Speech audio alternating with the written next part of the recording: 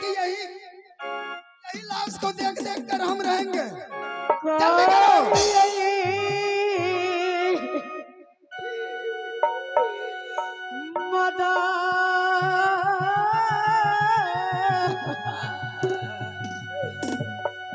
बहिनी मैया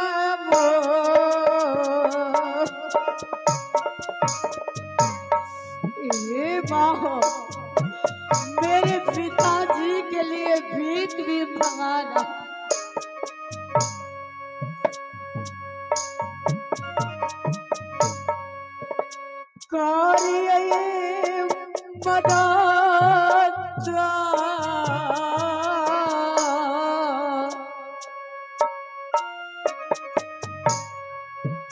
भैया सब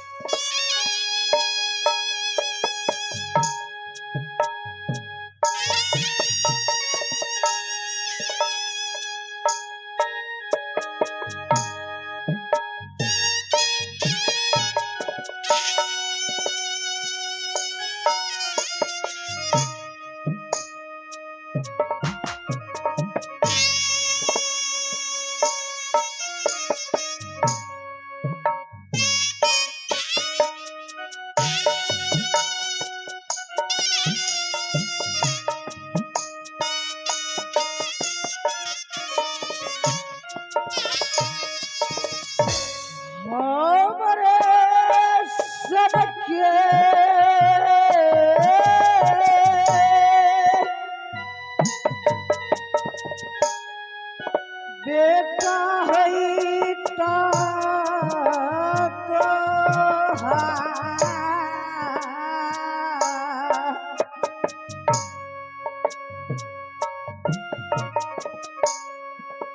हमारे शान के पुत्र है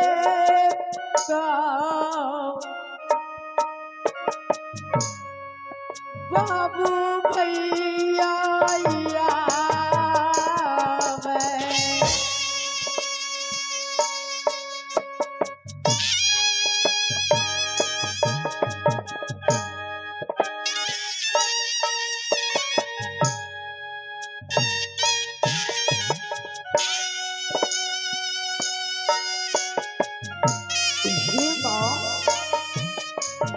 आप लोग एक एक रुपया अगर हमें मदद कर देंगे तो हमारे पिताजी का लाश जल जाएगा।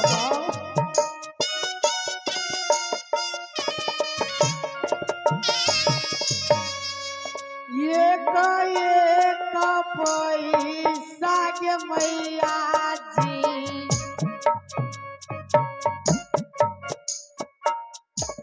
मांगे भी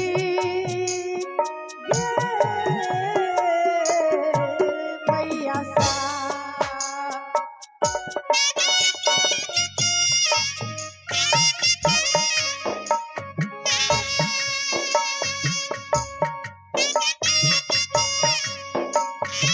जल्दी करो।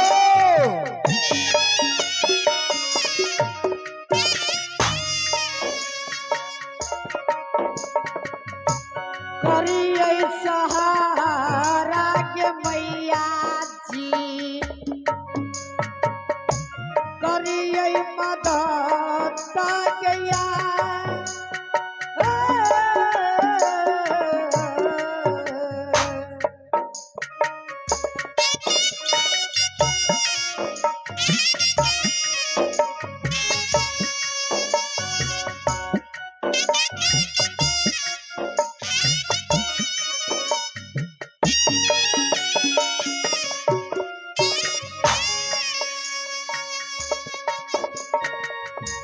वक्त के मजबूरी में फासल छिए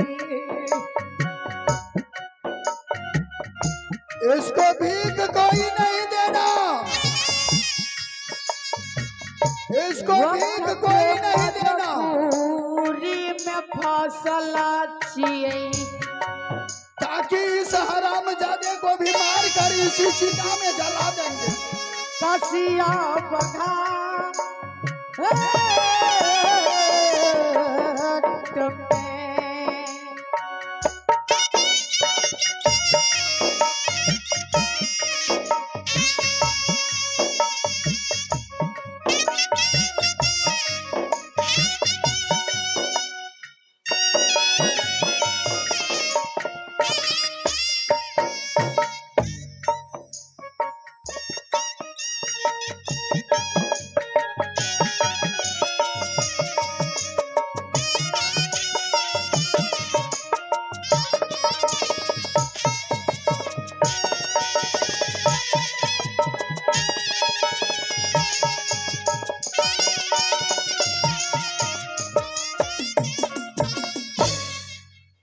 एक पैसा के मैया जी मंगजी अभी देवी माँ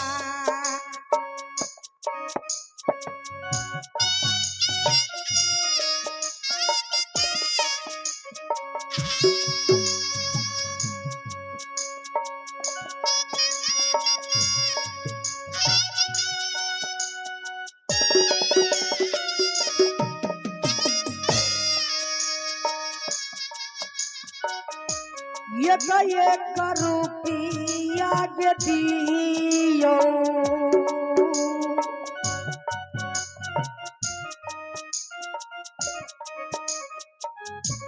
एक पैसा के मैया सा मंगचिए हम देवी माँ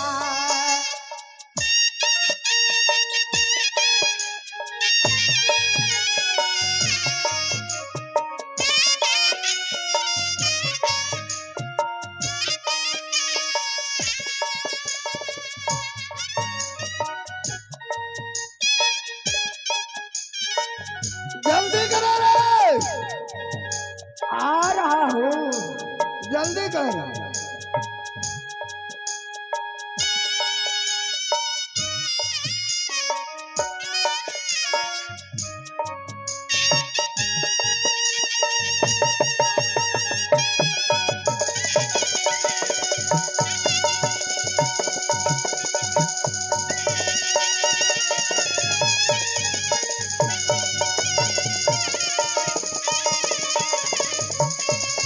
कहा था वो बेचन बाबू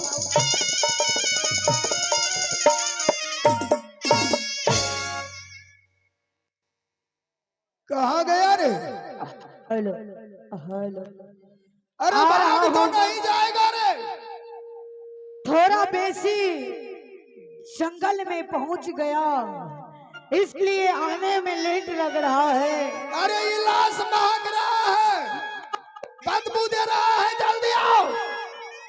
साला गंद करता है, कितना दिन का मरा हुआ है नहीं है, जल्दी आओ। हेलो पैसा ने सहारा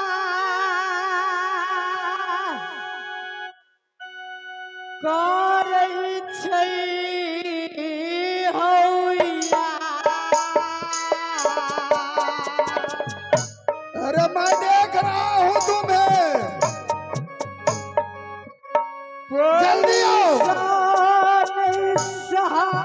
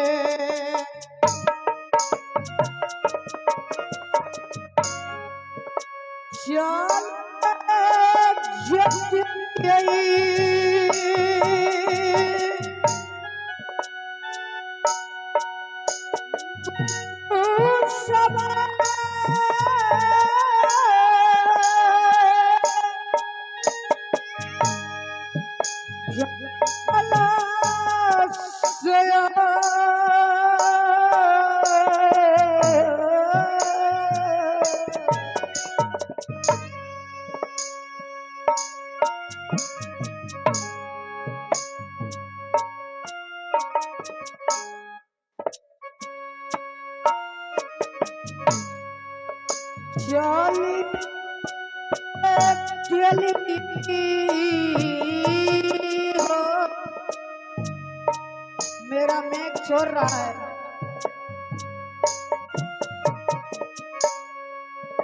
एक रुपया गया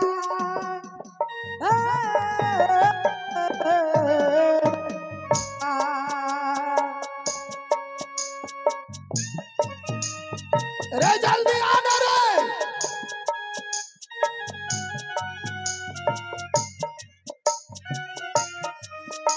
मेरे पास उतना समय नहीं है। जंगल ये टॉपी अयो मास्टर जी, जंगल से आए मास्टर जी।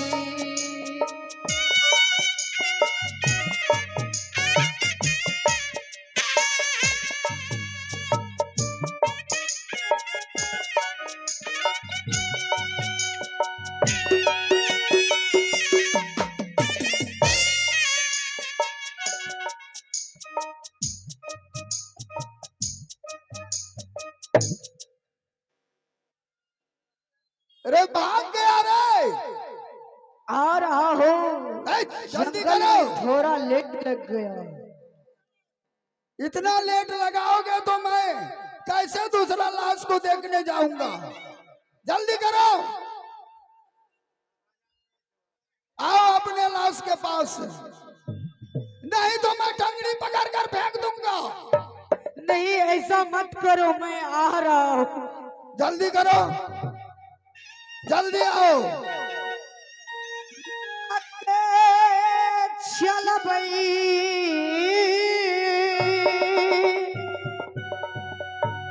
लाश ना जाती,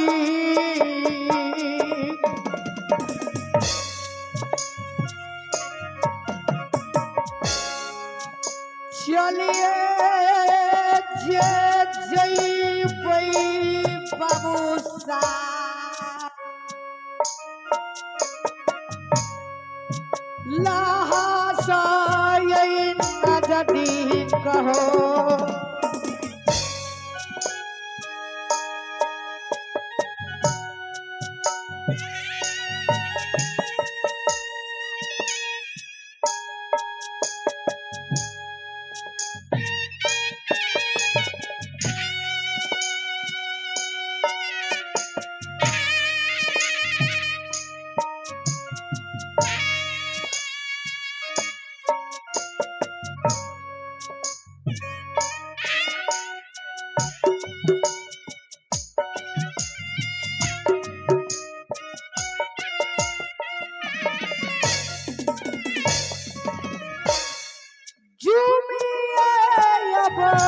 गेलिए बाबू साहब, तुमरा ना जदी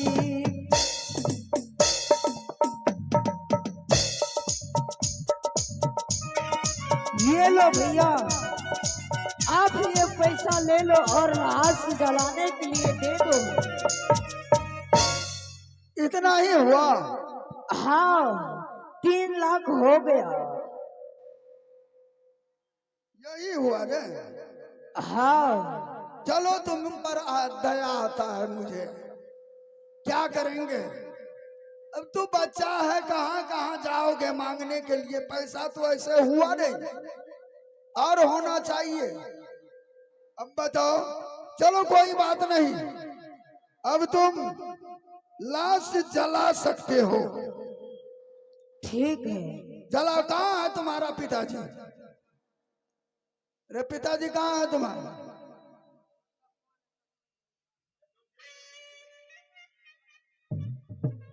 लाश जलाओ। अगणितना